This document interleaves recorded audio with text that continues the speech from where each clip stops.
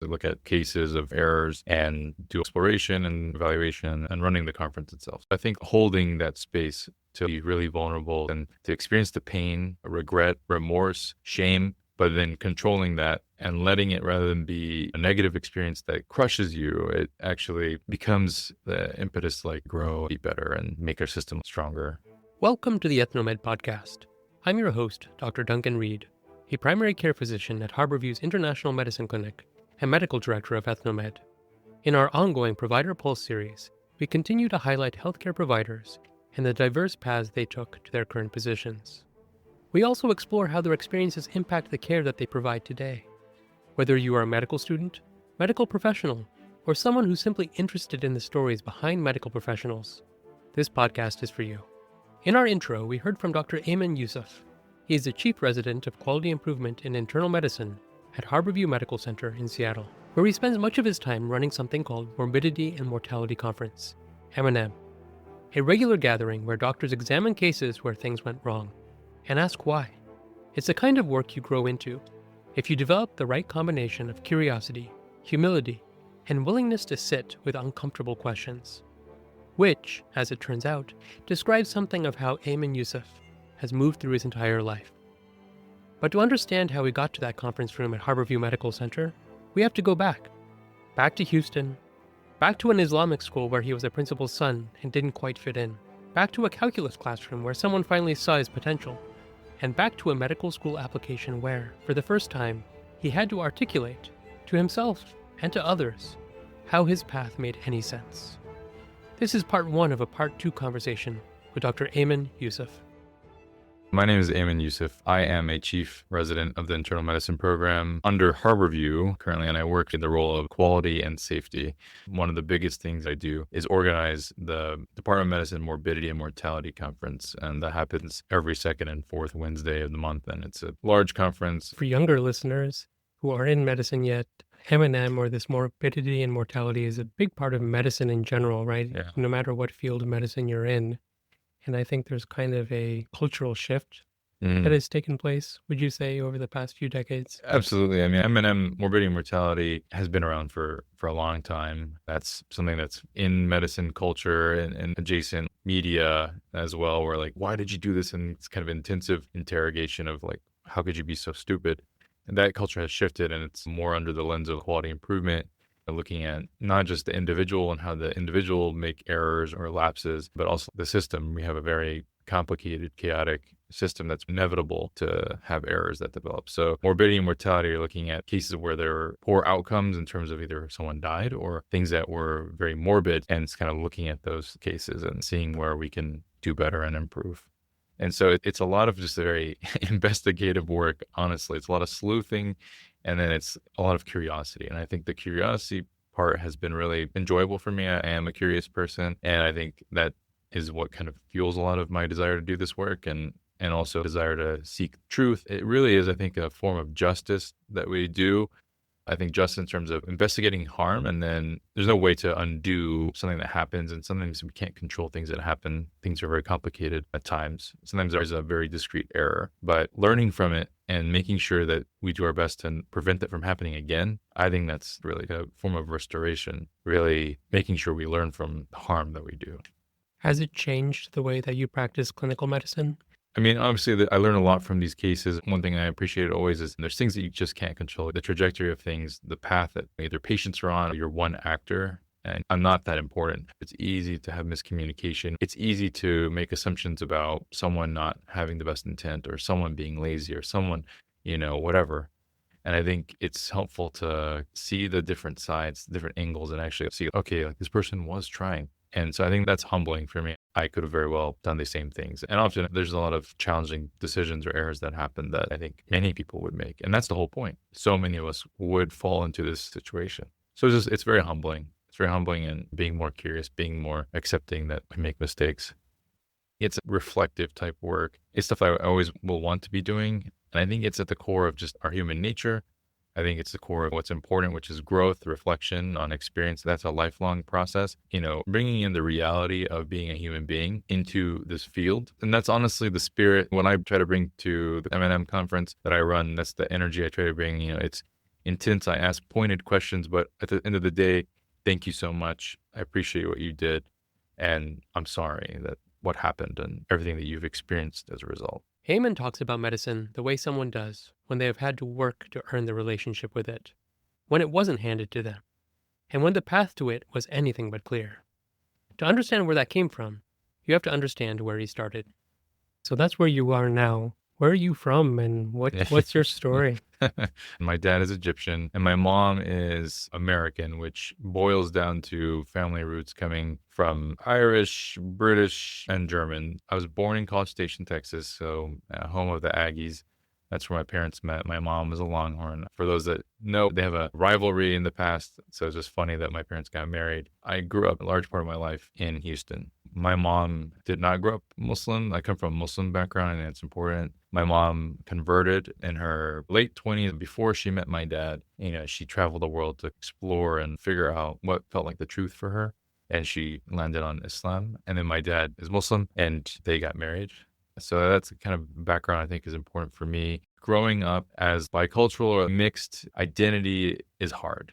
I was in a Muslim school growing up. I grew up in a private Islamic school all the way until 10th grade. I had Quran class. Islamic studies are basically like scripture studies. I had Arabic class, but I was never very good at any of them. And I always had a hard time with that. Other people in the school were Arab background, Pakistani background, Desi background, all kinds of background. And many people were far better at these things. And so there was isolation there. We grew up from humble financial background, and there are a lot of wealthier people around us. And so that was always something I appreciated, but I didn't really understand. I felt how it made life hard. I didn't really grasp. I just knew that we were different.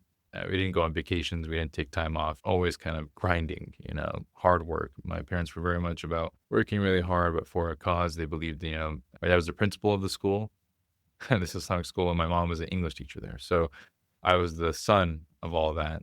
And that was the context that I grew up in. Very steadfast on their principles of really wanting to provide a space for people to grow and learn and love the faith. My dad very much believes education is one of the most important things, irregardless of financial outcome. The idea of being a scholar is very important. And my mom also had that emphasis.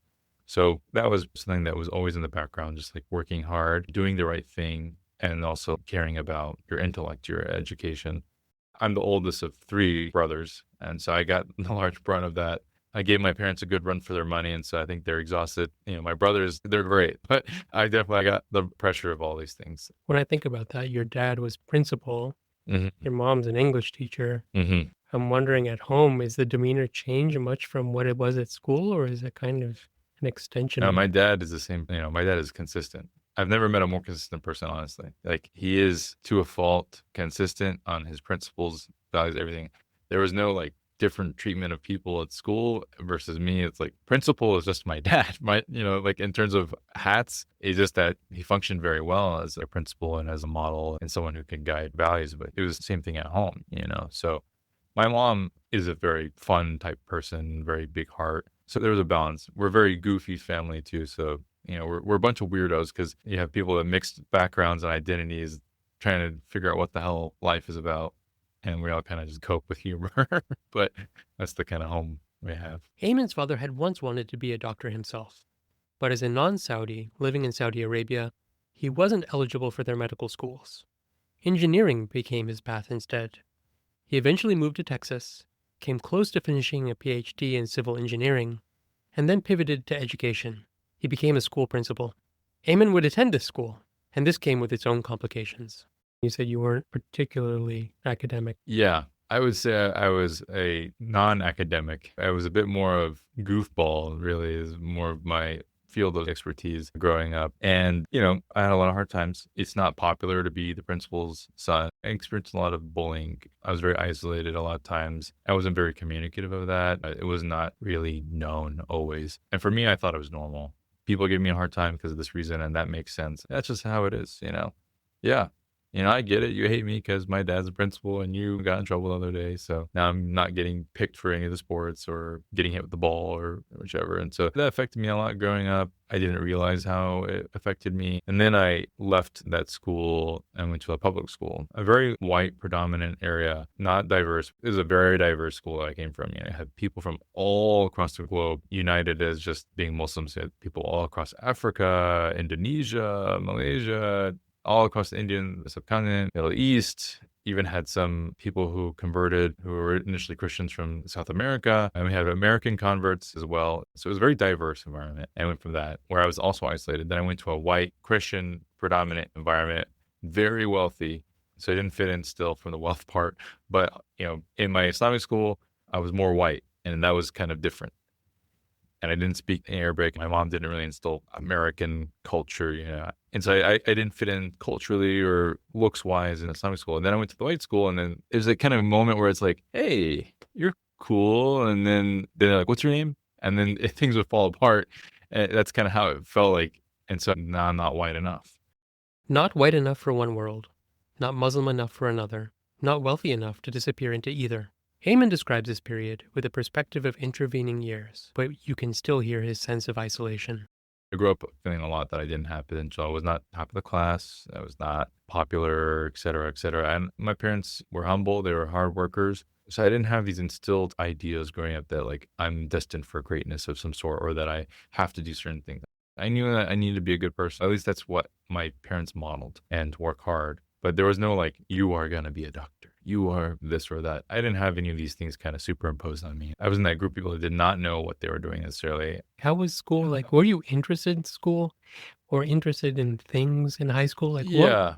What did you like? I think that was a big changing point, high school, kind of going through those experiences and like kind of beginning to feel that I have some potential. I liked math, actually. I was never a great student. At least the other students were better than me. And so I always resigned myself to that. And so it was hard to try when I didn't really know what I was amounting to. I just knew that I wish I was performing better and that like I had better grades. I always liked science because of my dad, and I think those things were cool and interesting. And growing up, I was not allowed to watch a lot of cartoons and stuff. As soon as a TV existed for me, it was only Animal Planet, Nat Geo, History Channel, all these like science stuff. My room growing up was cutouts from magazines of picture books of animals. Ayman recounts his interest in math and the encouragement he received from a high school professor. Honestly, I think I became curious in it and I just started working hard. Before I had the support of the teacher, I was doing well in it. And I'm not going to say like I was doing poorly in school, but someone gave me some of their time. And this person was not like a huge mentor or anything. They weren't like boosting me up in any way. But when I was curious and I wanted to stay behind class briefly to ask questions about a differential equation or this or that, or working through a problem, they would give me the time of day. And for me, I'm very receptive to that. And that just continued to kind of support that feeling. And I think it was powerful for me to just see that I could achieve. So it sounds like that's kind of a turning point already, though, is that you're having some sort of mentor figure. Yeah, someone believed in me. Yeah, going to college, that was full of a lot of struggle. My dad steered me towards do both engineering and medicine. How could you go wrong? One of them messes up, you're going to do the other, or, do both. And so clearly, like, that didn't work out. Well, it sounds like your dad set you up and said, just pursue two of the most ambitious things. And for him, that was his conception. Engineering and doctor and both seemed great, but he didn't have a conception, I think, of what that meant.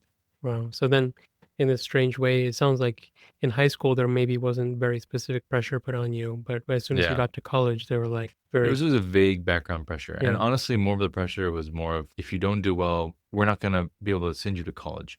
So you need to do well just for the sake that you can go to college and get a scholarship. I ended up going to University of Houston primarily because of financial reasons. It was a hard school. There's a huge number of people and they have a de-inflation sort of process for their GPA. So everything is kind of made more intensive to perform really well. I was living at home. I would commute. It was an hour commute to and from in Houston traffic. I had a lot of existential crises in the car, just waiting to go to school. First time really kind of exploring different things, different kind of circles.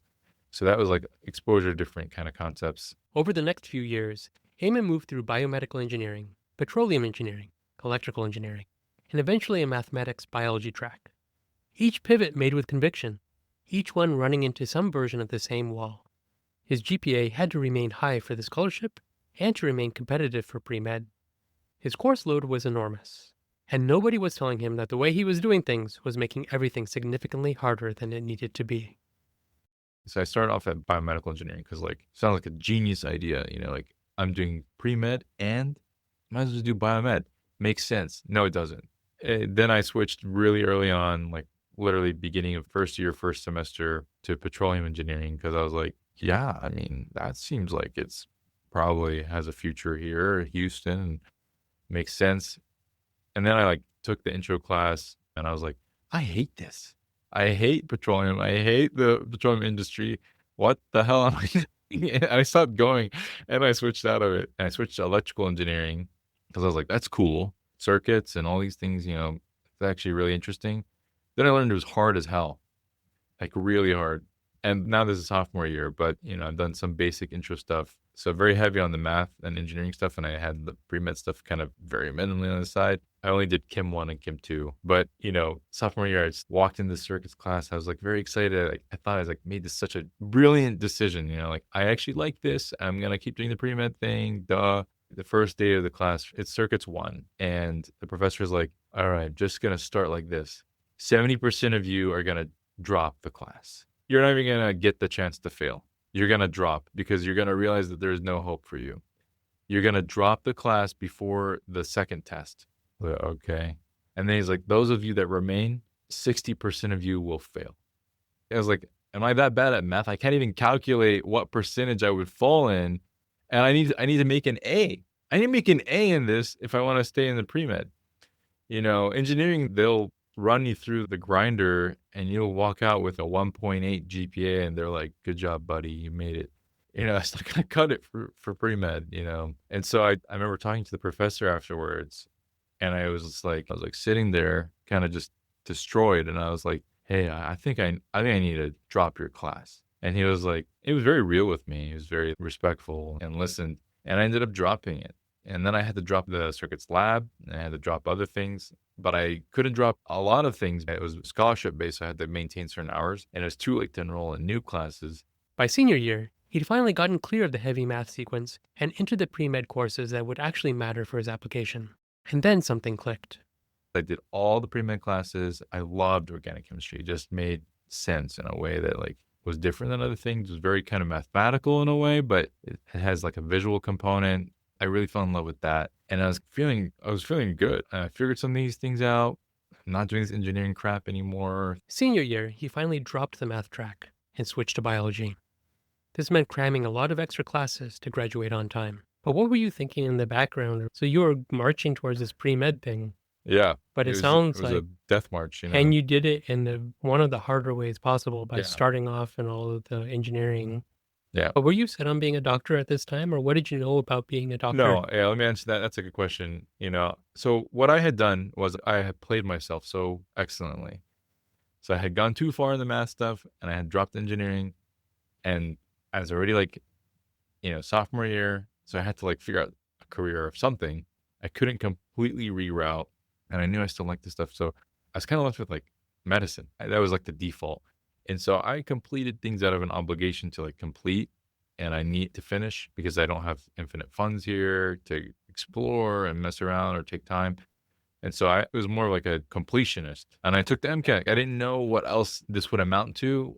And in my mind, it was just, I had doctor as this is the key. I always called it a ticket, it's just a ticket to the next station. And so for me, I didn't have anything else that was drawing me that I could apply this degree for. I was so focused on just really trying to make sure my GPA was good that I didn't have the mental bandwidth.